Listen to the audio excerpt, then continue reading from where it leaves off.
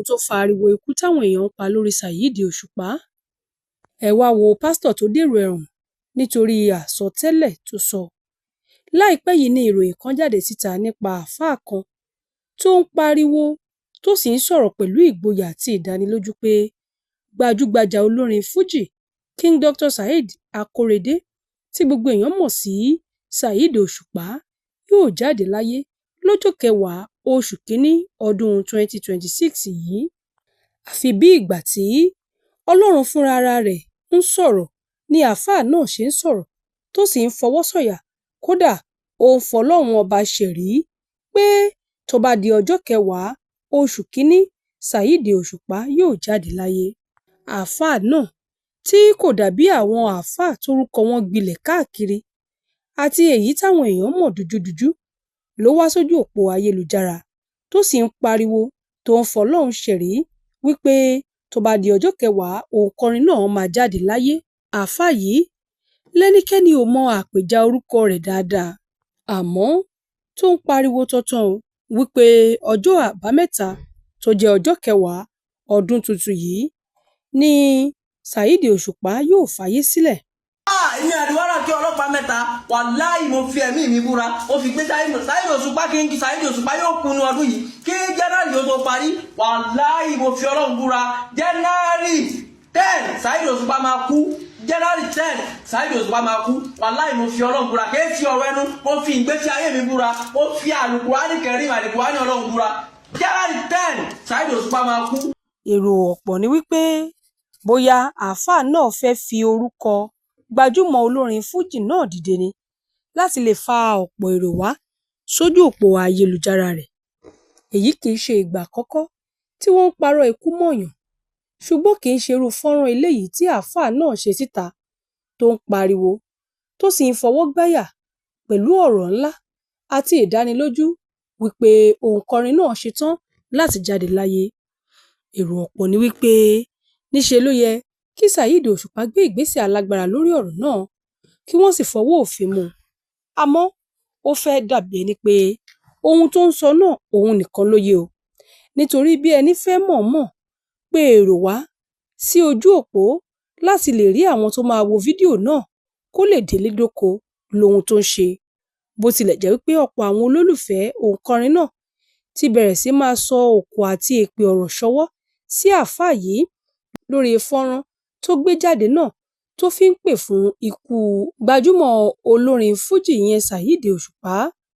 Báwọn kan ṣe ń sọ wípé bó bá tiẹ̀ jẹ́ wípé lóòótọ́ ni Ọlọ́run fi ìran hàn, ọ̀nà tí wọ́n fi ń gbà tóró ìran bẹ́ẹ̀ ló yẹ kó tọ́, kì í ṣe láti wá sójú òpó ayélujára wá máa pariwo wípé òǹkọrin náà yóò jáde láyé. Ọ̀pọ̀ ní kì í ṣe ìgbà àkọ́kọ́ táwọn wòlíì, àwọn àáfàá àtàwọn oníṣẹ́ àti àwọn tí wọ́n jẹ́ oníṣẹ̀ṣe máa ń ríran sí èèyàn. Ohun tí wọ́n máa ń ṣe ni pé wọ́n á tọrú ẹni bẹ́ẹ̀ lọ, wọ́n á bá rú ẹni bẹ́ẹ̀ sọ̀rọ̀ tàbí kí wọ́n pe ẹni tó bá súnmọ́ irú ẹni bẹ́ẹ̀ láti fi irú ìran bẹ́ẹ̀ tó wọn létí kí wọ́n lè gbé ìgbésẹ̀. Kì í ṣe irú ọ̀nà à ń wá sójú òpó ayélujára wá máa gbéròyìn báyìí jáde tó jẹ́ ìròyìn tó bani lọ́kàn jẹ́. Ṣùgbọ́n ẹni tí wọ́n ń tìtorí ẹ̀ pariwo ọ̀hún, ìyẹn Saheed Òṣùpá fúnra rẹ̀ kò wulẹ̀ sọ̀rọ̀ tàbí fèsì lórí ìròyìn ọ̀hún, bẹ́ẹ̀ kò tiẹ̀ míra nítorí pé ọ̀pọ̀ àwọn tó jẹ́ olólùfẹ́ ni wọ́n ti gbé ìgbésẹ̀ o láti fún ẹni náà ní ọ̀rọ̀ tó tọ́ àti èyí tó yẹ. Ṣèbí wọ́n ní ìsọ̀rọ̀ nígbèsì, ìsúnmúsókè nìgbétèka ló dífá fún bí àwọn tí wọ́n jẹ́ olólùfẹ́ Saheed Òṣùpá bẹ̀rẹ̀ sí máa rọ̀jò èpè lé arákùnrin náà lórí. Láìpẹ́ yìí ni òǹkọrin Fújì náà ṣe ètò àpèjẹ kan níbi tó ti pe gbogbo àwọn tí wọ́n jẹ́ olólùfẹ́ láti péjúpésẹ̀ síbi eré ọdún èyí tó ṣe táwọn èèyàn sì ṣùgbà ẹ̀ dáadáa. Níbi eré ọdún náà làwọn ọ̀tọ̀kùlúùlú, àwọn tó lórúkọ nínú eré tíátà àti àwọn èèyàn jàǹkànjàǹkàn láwùjọ péjúpésẹ̀ sí tí wọ́n sì dáwọ́ dùnú tọdún tuntun. Kí wá ló dé tó jẹ́ pé nínú ọdún yìí ọ̀rọ̀ bí ìròyìn ibi àti ìròyìn ikú lohun táwọn èèyàn mú sọ. Ó fẹ́ jọ bí ẹni wípé irú àwọn àsọtẹ́lẹ̀ àti ìran èké báyìí ti wá gbòde kan pàápàá lọ́dọ̀ àwọn tá à ń wò gẹ́gẹ́ bí adarí ẹ̀sìn, yálà ẹ̀sìn Mùsùlùmí, ẹ̀sìn Kìrìsìtẹ́nì àti ẹ̀sìn ìbílẹ̀. Èrò ọ̀pọ̀ ni wípé níṣe ni kálukú ń roko sọ́dọ̀ ara ẹ̀, ọgbọ́n àti rí èrò tó máa wo fídíò wọn, òun ni wọ́n gbé kalẹ̀. Tẹ́ ẹ bá gbàgbé wípé lọ́dún tó kọjá ni pásítọ̀ kan náà sọ wípé ilé ayé yóò parẹ́ lọ́dún 2025, ìyẹn lọ́jọ́ Kérésìmesì o. Wòlíì ọ̀hún tó fi orílẹ̀-èdè Ghana ṣebùgbé ló pera rẹ̀ ní Evans Eshon, táwọn èèyàn mọ̀ sí Ebo Noah. Ní ọdún tó kọjá ló bọ́ síta wá kéde pé ayé yóò parẹ́ lọ́jọ́ ọdún Kérésìmesì èyí tá a ṣe kọjá. Ebo Noah kò sọ bẹ́ẹ̀ lásán, ó tún kan ọkọ̀ ńlá bíi ti ìgbà ayé Noah nínú Bíbélì. Ó sì ní káwọn tí kò bá fẹ́ ṣègbé tètè wá wọ ọkọ̀ ọlà náà kí wọ́n tó parẹ́ máyé. Ó ní òun gba ìran kan láti òkè wá pé àrọ̀dá òjò yóò rọ̀ fún ọdún 3 gbáko, èyí tí yóò bẹ̀rẹ̀ lọ́jọ́ ọdún Kérésì tó kọjá. Ìdí èyí náà ló ní òun fi kan ọkọ̀ ìgbàlà bí Olúwa ṣe pa á láṣẹ láti dènà ìjìyà ọdún 3 náà. Bí ọjọ́ Kérésì ṣe ń súnmọ́lé, làwọn ẹlẹ́sìn Kìrìsìtẹ́nì kan tú yáyá lọ síbi ọkọ̀ Ebo Noah. Wọ́n fẹ́ wọlé kí ẹ̀kún omi náà má bàa pa wọ́n. Lọ́jọ́ tí Kérésì kù ọ̀la, Ebo Noah sọ fún wọn pé òun kò tíì parí ọkọ̀ náà, ó ní ó kù díẹ̀ kó parí. Ṣùgbọ́n ìran tí pásítọ̀ náà rí kò padà wá sí ìmúṣẹ o. Ayé ò parẹ́ lọ́jọ́ 25 oṣù kejìlá ọdún 2025 tó kọjá.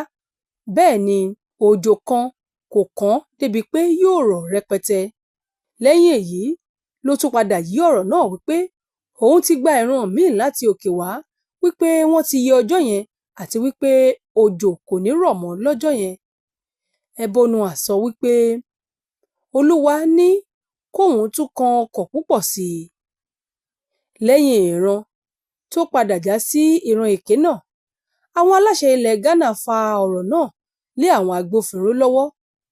Ẹ̀ka tó ń rí sí ohun tó ń lọ lórí ayélujára ló nawọ́ gan Ebo Noah lọ́jọ́ tí ọdún 2025 parí gan, ìyẹn ọjọ́rú ọjọ́ 29 oṣù kejìlá. Agbègbè kan ní Accra ni wọ́n ti lọ mú un lásìkò tó ń sọ̀rọ̀ lọ́wọ́ lórí ayélujára. Ibẹ̀ ló gbà dé kóòtù ilẹ̀ Ghana kan, Adenetan Circuit Court, lọ́jọ́ 2 oṣù kínní ní ọdún 2026. Níbi ìgbẹ́jọ́ náà tí adájọ́ Angela Atache gbọ́ ni wọ́n ti fi ẹ̀sùn gbígbé ìròyìn èké jáde kan pásítọ̀ náà pẹ̀lú àlàyé pé ó kó ìbẹ̀rùbojo bá àwọn èèyàn. Láàárín oṣù kẹjọ sí kejìlá ọdún 2025, nílé ẹjọ́ sọ pé Ebo Noah gbé ìran èké náà jáde lórí Facebook, TikTok, Instagram, YouTube àti bẹ́ẹ̀ bẹ́ẹ̀ lọ. Adarí ikọ̀ ìwádìí ọ̀tẹlẹ̀múyẹ́, ìyẹn Seth Sewonu, ṣàlàyé pé ẹnìkan di gbádàgbọ̀n rẹ̀ láti Liberia ó wá sí Ghana láti wọ ọkọ̀ Noah tí gbogbo rẹ̀ sì padà já sí irọ́. Nígbà tó ń gbé ìdájọ́ kalẹ̀, adájọ́ Angela Atache pàṣẹ pé kí Noah wà ní àhámọ́ fún oṣù 2 náà. Yàtọ̀ sí èyí, ó ní kí wọ́n lọ ṣe àyẹ̀wò ọpọlọ fún ọkùnrin náà láti mọ̀ bóyá ìlera rẹ̀ pé lápá ibẹ̀ yẹn. Ilé ìwòsàn ìtọ́jú ọpọlọ Patang Psychiatric Hospital ni adájọ́ ní kí wọ́n gbé e lọ ṣáájú ìgbẹ́jọ́ mìíràn tí yóò wáyé lọ́jọ́ 16 oṣù kínní ọdún 2026. Èyí ni ohun tí àwọn èèyàn ń pè fúnrúfẹ́ àwọn wòlíì èké tí wọ́n sọ wípé wọn kì í ríran rere àfi kí wọ́n máa ríran ibi ní gbogbo ìgbà. Kò lóǹkà àwọn wòlíì ni wọ́n ti fìran òdì léde. Kódà lára ẹ̀ ní ti wòlíì kan tó ríran lórí ti ìfẹsẹ̀wọnsẹ̀ ìdíje ife ẹ̀yẹ àwọn orílẹ̀-èdè nílẹ̀ adúláwọ̀ tó ń lọ lọ́wọ́, léyìí tó sọ wípé àwọn agbábọ́ọ̀lù kan wọn ò tọ́ láti wà nínú ìdíje náà, àmọ́ lẹ́yìn ò-rẹyìn ohun tó sọ kò padà ṣẹ. Lára ẹ̀ ní ti àwọn wòlíì míì tá a lè dárúkọ, ṣùgbọ́n kì í ṣe pé kò sí àwọn wòlíì tó jẹ́ ojúlówó. Àwọn ayédèrú àti kọ̀ǹda tó pọ̀ yìí náà ni wọ́n ba iṣẹ́ àwọn tí wọ́n jẹ́ ojúlówó wòlíì jẹ́. Àmọ́ lórí ọ̀rọ̀ àáfàá tó sọ àsọtẹ́lẹ̀ ikú nípa òǹkọrin Saheed Òṣùpá yìí, àwọn èèyàn ti ń pè wípé kí wọ́n ṣe àwárí ẹ̀ o, kí wọ́n sì fi kélé òfin gbé e kò jò làǹbàpá lábẹ́ òfin. Nítorí irú ìròyìn tó gbé jáde yìí lè dá àkọlùkọgbà àti ìkáyàsókè sílẹ̀, pàápàá fún ẹni tó rí i sí àti àwọn tí wọ́n jẹ́ olólùfẹ́ ẹ̀. Ṣùgbọ́n ó jọ bíi pé púpọ̀ nínú àwọn ọmọ orílẹ̀-èdè Nàìjíríà ní ọ̀rọ̀ àsọtẹ́lẹ̀ ìran èké òdì táwọn ọ̀pọ̀lọpọ̀ àwọn tí wọ́n pera wọn ní òjíṣẹ́ Ọlọ́run lẹ́lẹ́sìn Kìrìsìtẹ́nì àti Mùsùlùmí pẹ̀lú àwọn oníṣẹ̀ṣe ti bá lára mu. Àwọn èèyàn kì í kọbi ara sírú àwọn irúfẹ́ ìròyìn bẹ́ẹ̀. Kàkà kí wọ́n tẹ́tí gbọ́ irú ìròyìn bẹ́ẹ̀, níṣe ni wọ́n máa ń dà wọ́n láwọn èpè rìgìdìrìgìdì tí wọ́n sì máa ń firú ẹni bẹ́ẹ̀ gégùn-ún. Bẹ́ẹ̀ gẹ́lẹ́ lọ̀rọ̀ àáfàá tó sọ àsọtẹ́lẹ̀ ìran òdì nípa Saheed Òṣùpá. Bó tilẹ̀ jẹ́ pé àwọn èèyàn ń bomi basẹ̀ wo ohun tí yóò jẹ́ àbájáde ìgbésẹ̀ àti ọ̀rọ̀ tí àáfàá yìí sọ, pẹ̀lú ìgbàgbọ́ pé ó ṣeé ṣe kí Saheed Òṣùpá fúnra ẹ̀ máa ṣiṣẹ́ lábẹ́lé láti lè firú wọn jófin. Ẹ láǹfààní láti fi èrò àtojúwòye yín ṣọwọ́ lórí ìròyìn yìí.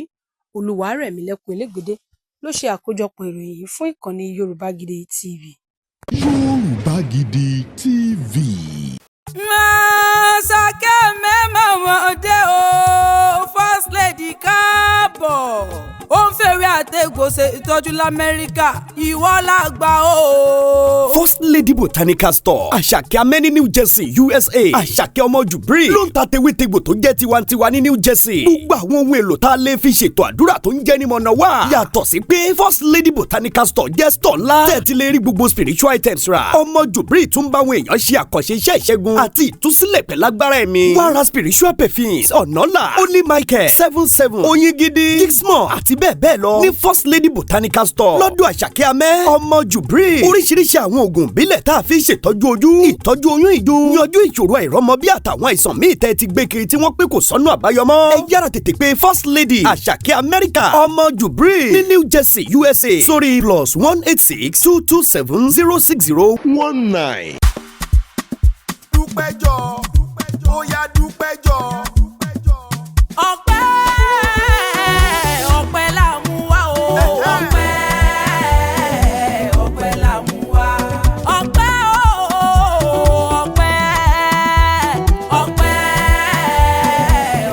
la mú wá. Àwa dúpẹ́ fọba tó dá wa sí. Ọpẹ́ la mú wá. Ọpẹ́ ìyìn, ọpẹ́ ògo, ọpẹ́ la mú wá o. Ọba láyé lọ́run o, ìwọ nìkan ṣáá lọ́pẹ́ yẹ o. Ọpẹ́ la mú wá. Olóore mi o, aláàánú mi o, mo wá dúpẹ́ oore rẹ. Ọpẹ́ la mú wá. Máàkì o, máàkì o, máàkì o, máàkì.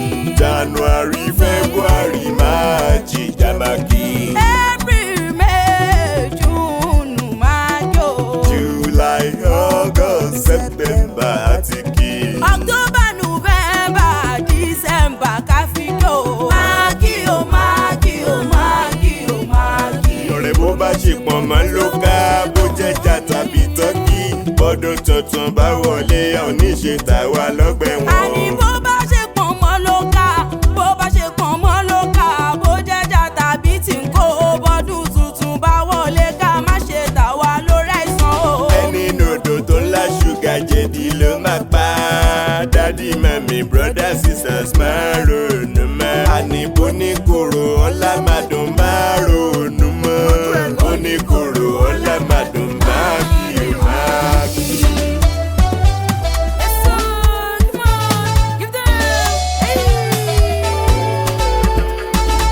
Eré kí lọ́lọ́kadà fẹ́ sá tó máa bá plane. Eré kí lọ́lọ́kadà fẹ́ sá ó tó máa bá plane. Irọ́ ni. Eré kí lọ́lọ́kadà fẹ́ sá tó máa bá plane. Eré kí lọ́lọ́kadà fẹ́ sá tó máa bá plane. Figagbága. Pẹ́pẹ́ fúru mọ́tò ìwọ lọ tún ìwọ lọ sí wọ́n ń bọ̀ sọ òkú nígbà ẹ̀gà tó ń yọ ikú pa á bọ̀ sí òkú èkó èyí tó ń jọrẹ́ mọ́lẹ̀.